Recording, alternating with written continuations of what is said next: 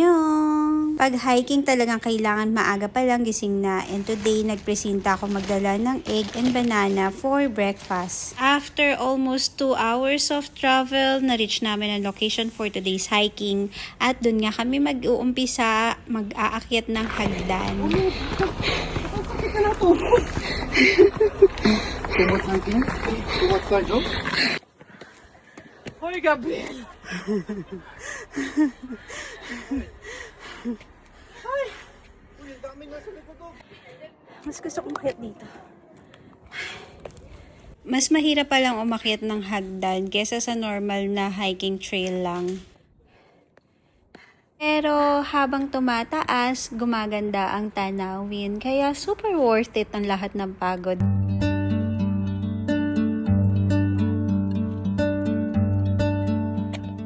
Pero kahit gaano nakakapagod ang hagdan, ganito naman kaganda ang bubungad sa'yo sa tuktok.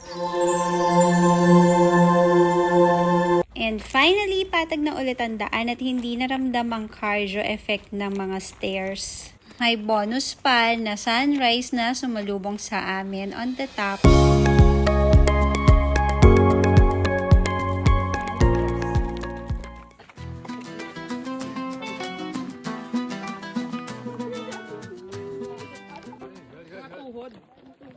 Pababa daw. Kaya, bibili na ng Solomon!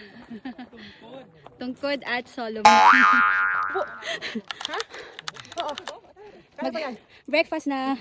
And it's time for breakfast. Kaya dito muna kami tumambay sa unang kubo na nadaanan namin.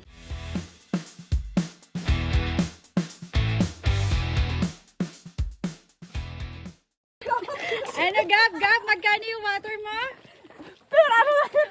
Hindi per gold! Hindi per bottle! Dahil nasa bundok na tayo. Entrepreneur mindset. You have extra ipet, Rain? Wala. Ito, gaganon-ganon Ano mo. daw sabi mo? Sa extra ipet? Ha? Ano sabi sa extra? Solomon.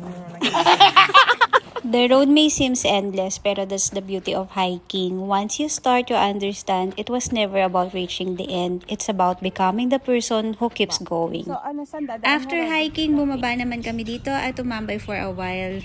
Injured. Meron kasi ako nitong araw na to, pero kinaya naman. Game naman din siya eh. Ang laging pinagtitripan.